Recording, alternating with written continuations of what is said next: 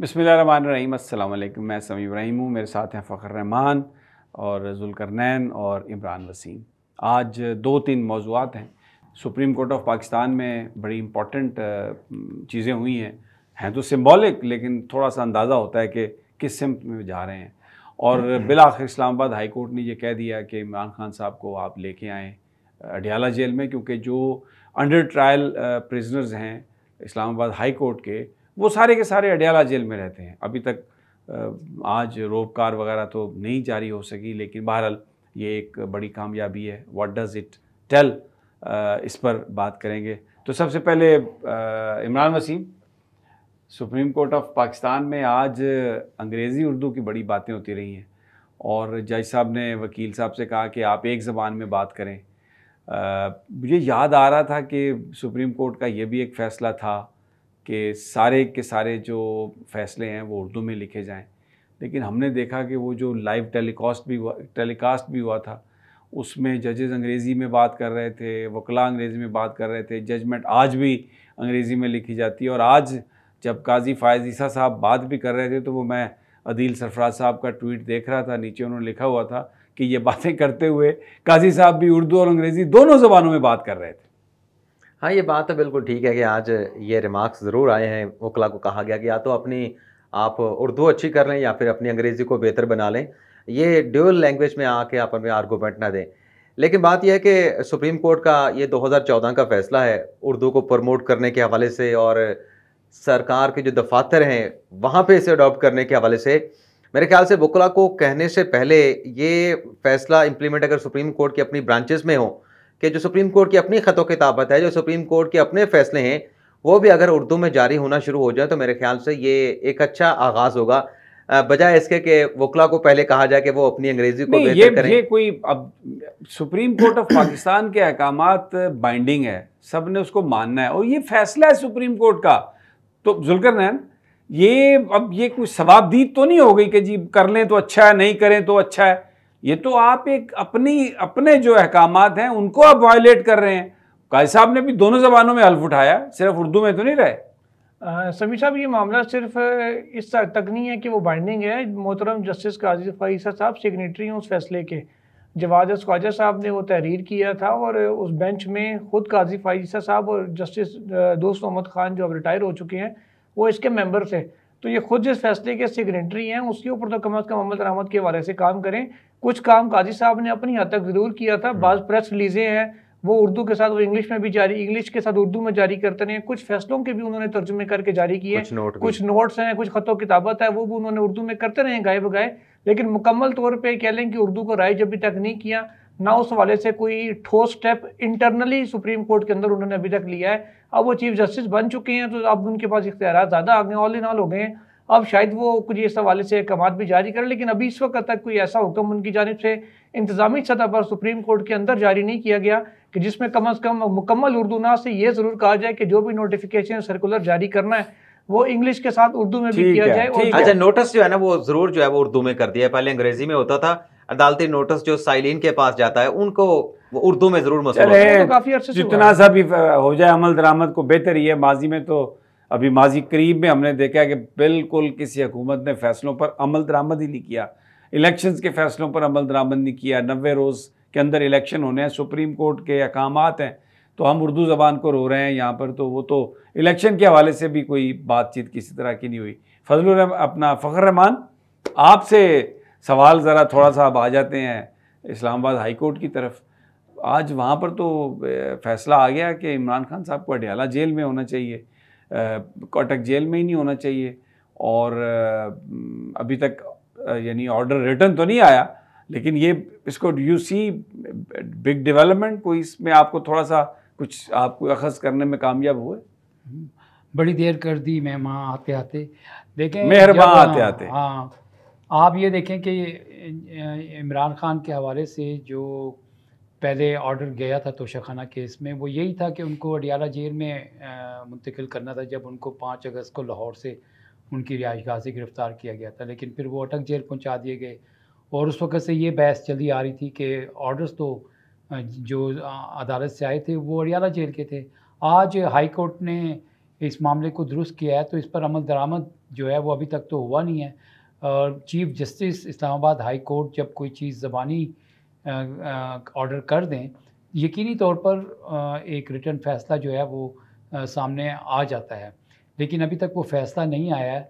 और इससे पहले भी हमने देखा है कि इस्लामाबाद हाई कोर्ट इमरान खान के वकला की उनसे मीटिंग के हवाले से भी फ़ैसले दे चुकी, डॉक्टर से उनकी मुलाकात करवाने के हवाले से, उनकी अहलिया की मुलाकात के हवाले से बहुत सारी हमने रुकावटें देखी कि अदालती जो फ़ैसले थे उसके ऊपर अमल दरामद जो था वो उस तरह से लेटर एंड स्पिरिट में नहीं हो रहा था। अभी भी एक बड़ा क्वेश्चन मार्क है कि अगर अदालत ने ये फ़ैसला कर दिया है तो अडियाला माफ़ कीजिएगा अटक जेल के जो सिक्योरिटी काम है उनको चाहिए कि वो नहीं, लेकिन अभी फैसला उन्होंने रिटर्न तो नहीं दिया ना, कोई ऑर्डर तो नहीं निकाला। मसला तो यही है। इस्लामाबाद हाई कोर्ट में तो अक्सर ये हमने देखा है इमरान कि फैसला या तो महफूज हो जाता है, और अगर ज़ुबानी सुना भी दिया जाए तो तहरीरी बड़ी फैसला बड़ी देर से आता है। एक मिनट इमरान, अगर आप इमरान से बस एक बात मैं ऐड करूँगा कि देखिए ये भी अपनी तरफ से एक कॉन्ट्राडिक्शन है ना, यानी कि अगर अटक जेल से इमरान खान को अडियाला शिफ्ट करना है तो उनको अदालती रिटर्न फैसले का इंतज़ार है, और अगर अडियाला जेल मुंतकिल करने का अदालती रिटर्न फैसला मौजूद है और अटक का नहीं है तो वो बगैर रिटर्न फैसले के अटक में उनको इमरान खान को मुंतकिल कर दिया गया। और ये भी हमने देखा कि वो जैसे ही सेशन जज ने फैसला किया और अब तो पता नहीं वो पुलिस कहाँ से आ गई और 2 घंटे के अंदर अंदर लाहौर से इमरान खान को गिरफ्तार भी कर लिया गया। जो काम करने हैं वो तो हो जाते हैं और जो नहीं करने वो नहीं होते। तो इमरान सबसे बड़ा एक इशू जो है वो तो यही है कि अदालती फ़ैसलों पर अमल दरामद नहीं हो रहा, अदालतों की रिट जो है वो बुरी तरह एरोड हो चुकी है। तो काजी फायज़ ईसा साहब इस हवाले से कोई आपको, अब तो खासे दिन हो गया उनको, कोई मुकदमे ऐसे नहीं लिए और वो रूटीन के काम अभी तक निपटा रहे हैं? ये नहीं, आप ये बात आपकी बिल्कुल ठीक है, और उसकी वजह ये नज़र आती है कि गालिबन जो प्रैक्टिस प्रोसीजर बिल को 3 अक्टूबर तक मुलतवी किया गया है, तो उसमें कोई भी ऐसा मुकदमा आर्टिकल 184(3) का हमारे तो है ना, बहुत सारे मुकदमे आर्टिकल, बहुत सारे मुकदमा आते हैं। हमें ज़राए की तरफ से ये एक चीज़ खबर हमें मिली थी कि डायरेक्शन है ऊपर से कॉम्पिटेंट अथॉरिटी के, जब तक इस केस का फैसला नहीं हो जाता, क्योंकि तमाम केसेस आगे चल के फिर इसी केस के साथ इसमें कौन सी ऐसा कोई ऐसी कोई गिद्दड़ सिंगी है इस मुकदमे में, ये क्या हो जाएगा? जो यानी बेंचेस का फैसला 3 जज करेंगे, अपील का हक हो जाएगा, इसके अलावा और क्या? जो अथॉरिटी कोर्ट की एरोड हुई है वो इससे कैसे बहाल हो जाएगी? नहीं, अपना समय साहब बात यह है कि इसलिए इंतजार किया जा रहा है कि देखें ना, जब ये कानून आया था इसको सस्पेंड किया गया था, उस वक्त से लेके जब इस केस की दोबारा फुल कोर्ट में हियरिंग हुई, क्या बातें होती रहीं। यही कहा जाता रहा ना कि आप जितने भी आर्टिकल 184(3) में सुप्रीम कोर्ट फैसले कर रही है या बाकी दीगर नौयत के जुरिस्डिक्शन में सुप्रीम कोर्ट फैसले कर रही है, वो तमाम केसेस फिर उनकी फेट जो है वो एक क्वेश्चन मार्क रहेगा जब तक इस कानून का फैसला नहीं हो जाता। अब चूंकि मतलब मुशावरत के साथ बेंच तो बन रहे हैं, ओ भाई, केसेस भी लगाए जा रहे हैं। आइन ये कहता है कि 90 रोज के अंदर इलेक्शन हो, इसमें प्रैक्टिस एंड प्रोसीजर एक्ट कहां से आ गया भाई? 90 दिनों के अंदर chief justice of Pakistan election ensure क्यों नहीं करवा रहे? उन्हें प्रोसीजर एक्ट बहुत ज्यादा अहम है कि जी मैंने 3 बंदों के साथ मैंने बेंच का फैसला करना है, और जो आइन में लिखा हुआ है, सेटल्ड है, 90 दिनों में इलेक्शन होना है, उसके बारे में केस ले ही नहीं रहे। जुल्करनैन सर, वो ऐसे ही है जैसे वो आपने वीडियो देखी होगी सोशल मीडिया पे कि जी एक लाइन में लग के आप क्या जी समोसे का टोकन ले आए, दूसरे में समोसे के टोकन का टोकन ले आए, तीसरे में समोसे के टोकन का टोकन ले आए, वहाँ चलान जमा करा दें। तो वो भी बस उन्होंने सारी कौम को समोसे के टोकन के पीछे लगाया हुआ है, और अभी तक वो, अब चीज ये है कि ज्यादा से ज्यादा क्या होगा, 184(3) के केस में अपील का राइट मिल जाएगा, और क्या? बेंच तो ऑलरेडी 3 जज मिलकर बना रहे हैं, अपील का राइट मिलेगा या रिव्यू होगा, दोनों सूरतों में वो कंपिटेंट जो फोरम है उसके पास चला जाएगा।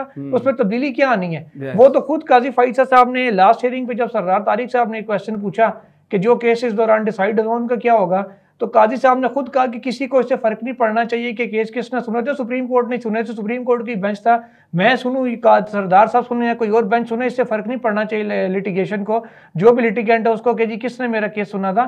तो खुद इस चीज़ को मेंटली वो इस चीज़ पे थे कि जो हो चुका है उसको ख़त्म करें। अटर्नी जनरल की भी यही राय थी, वकला की भी यही राय थी, वो खुद भी वो मेंटली इस पे है कि जी सुप्रीम कोर्ट की फैसले ना किसी ने बाहर से तो आके नहीं किए हुए, तो वो इलीगैलिटी उस साइड पे शायद वो ना जाए। तो इतना बड़ा मसला कोई नहीं है, सिर्फ बस वो एक अपना उन्होंने बनाया हुआ है कि जी मैंने पहले ये डिसाइड करना है फिर बाकी कामों पे आना है, उतनी देर तक कौम जो है समोसे के टोकन लेती रहे।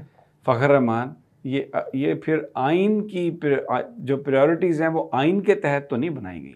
ये तो फिर जो बंदा आता है वो जो उसके दिमाग में आ गया कि बस ये अहम है, उसी के पीछे वो चल पड़ता है। और जो एक चीज़ बिल्कुल क्लैरिटी के साथ आ गई है कि आला अदलिया, चाहे वो हाई कोर्ट है चाहे वो सुप्रीम कोर्ट है, वैसे तो किसी भी अदालत के, लेकिन ख़ास तौर पर इन दो अदालतों के जो फ़ैसले हैं, जो अहकामात हैं, उन पर अमल दरामद फ़र्ज़ है।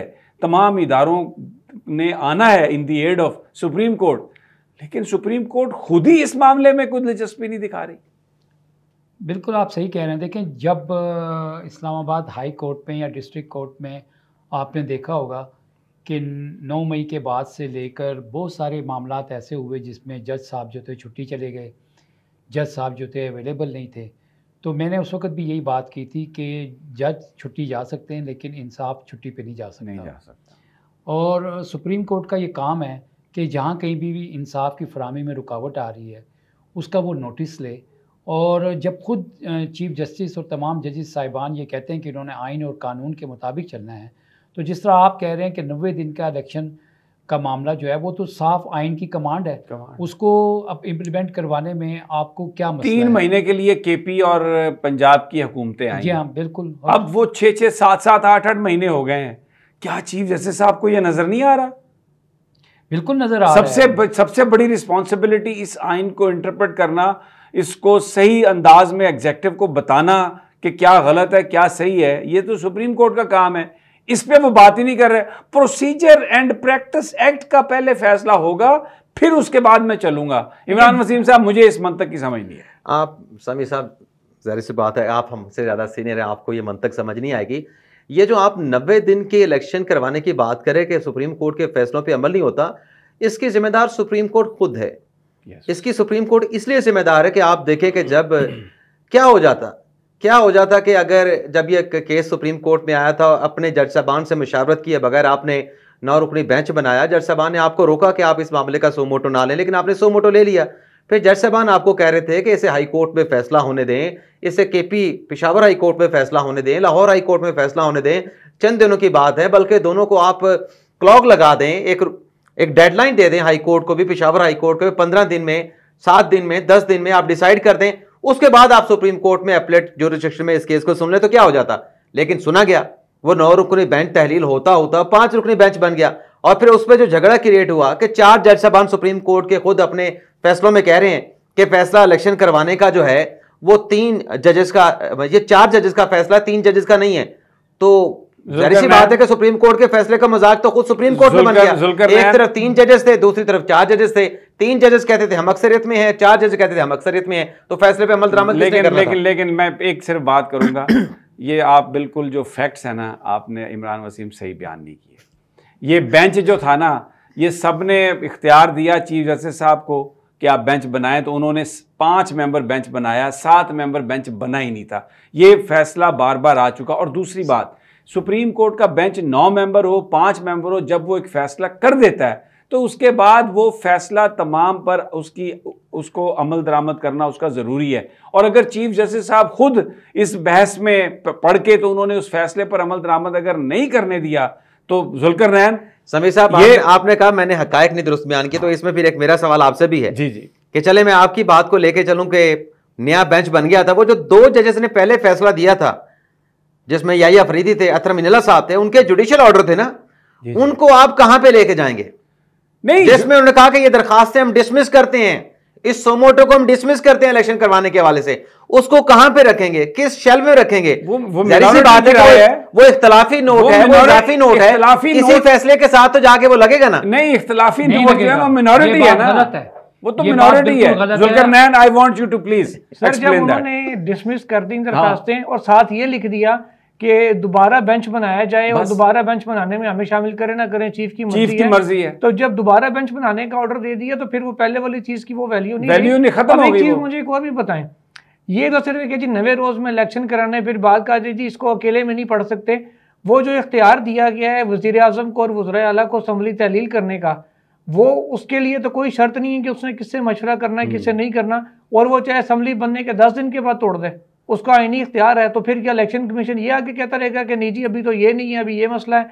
अभी जनाब मेरे सर में दर्द हो रही है, अभी मेरी कमर में दर्द हो रही है, मैं इलेक्शन नहीं करा सकता, अभी हमारे पास फंड नहीं मिल रही, अभी हमें सिक्योरिटी नहीं मिल रही, और फिर सारी हुकूमतें भी आके और फिर इसमें एक और इस पूरे के साथ पूरे माजरत के साथ ये जजेस भी ऑन बोर्ड थे इस 2 नंबरी में कि इलेक्शन ना हो, तभी ये सारी की सारी कंट्रोवर्सी क्रिएट की गई। एक फैसला आता है, उधर नोट जारी हो जाता है, फिर देखते हैं कि जी फैसले का जवाब देने के लिए और कुछ नहीं पड़ा, फिर वो उसी नोट की तफसीली नोट जारी हो जाता है, और तफसीली नोट जो जारी होना था पुराने उसके फैसले की वजूहत पे, उसको वो नई चीजें शामिल करके कहते नहीं जी ये 4-3 का बनता है। आपने तो 4-3 का मामला आप उस कट्टे से पहले ही आप बाहर हो गए थे बेंच में से, आप कैसे बीच में आके अतरमुल्लाह साहब कह सकते हैं जी 4-3? अच्छा एक और बात मुझे याहिया साहब सबसे बेस्ट रहे हैं इसमें।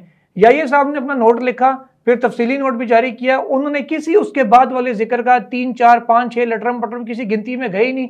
उन्होंने कहा मेरा जो फैसला था वो उस डेट का था, मैंने उसी की वजूहत तहरीर करनी है, तफसीली करूँ या शॉर्ट करूँ, उसके बाद के इवेंट्स पे नहीं जाऊंगा। बाद बारे में ये हकायक को तोड़ रहे हैं जो जिन्होंने ये लिखा था ना कि 4-3 का फैसला है, वो दोनों जज साहबान उस बेंच का हिस्सा थे।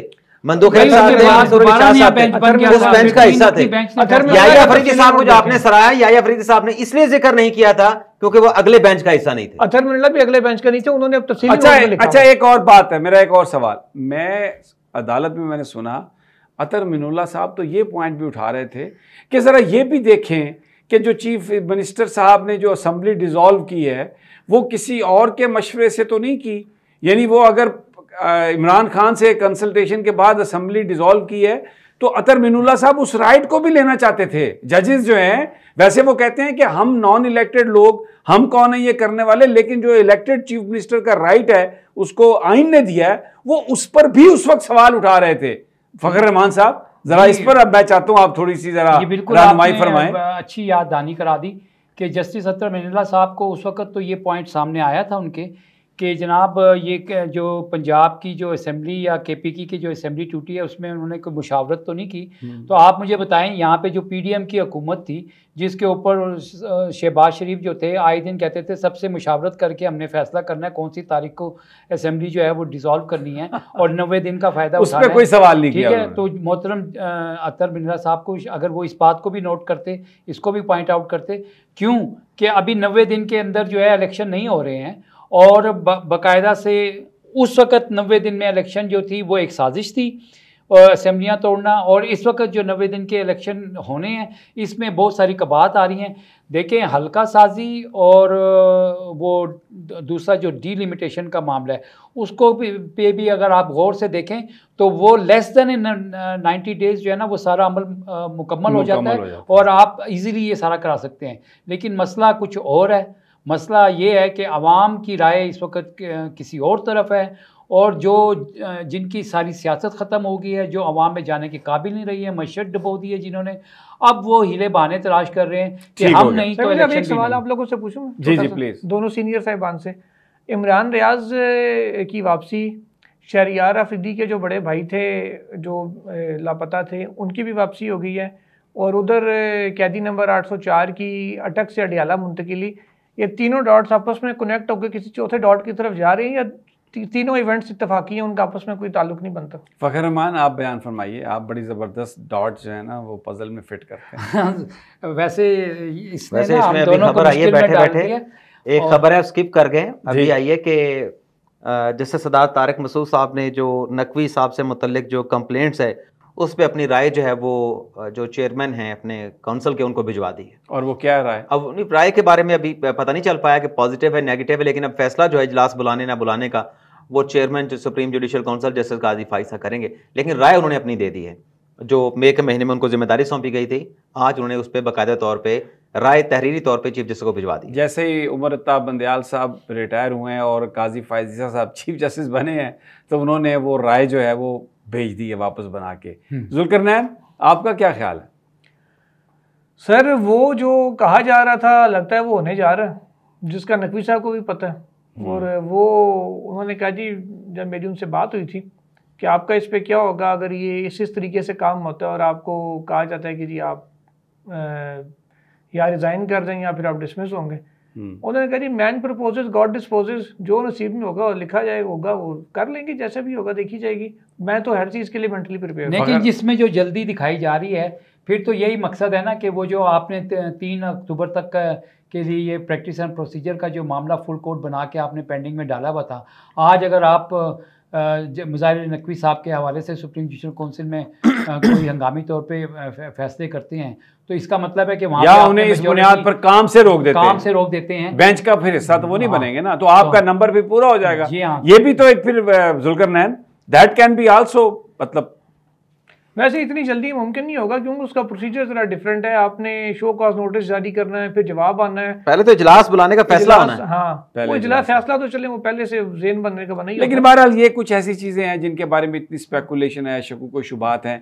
चीफ जस्टिस साहब को चाहिए कि जो अदालत के अंदर जो ग्रुपिंग है अगर वो ख़त्म होगी तो आइन और कानून की बालादस्ती के लिए कोर्ट्स अपना सही रोल अदा कर सकेंगे। लेकिन जुल्करनैन ने जो सवाल किया था उसका जवाब हम आपका क्या सवाल था जुल्करनैन सर? ये जो 3 इवेंट्स इकट्ठे हुए हैं, इमरान रियाज की वापसी, डेफिनेटली नहीं, आप ये तो आपने बोल दिए। और वो जो काकड़ साहब ने कहा है कि इमरान खान के बगैर इलेक्शन हो सकते हैं, निगरान वजीर आजम जिसका ना कोई मैंडेट है ना कोई बात है, उसका काम है सिर्फ इलेक्शन कराना, और वो ये कह रहे हैं कि जो सबसे बड़ी पार्टी है उसके बंदे के बगैर कोई, यानी अभी कोई इस तरह का फाइनलिटी नहीं आई, कन्विक्शन में कुछ नहीं हुआ।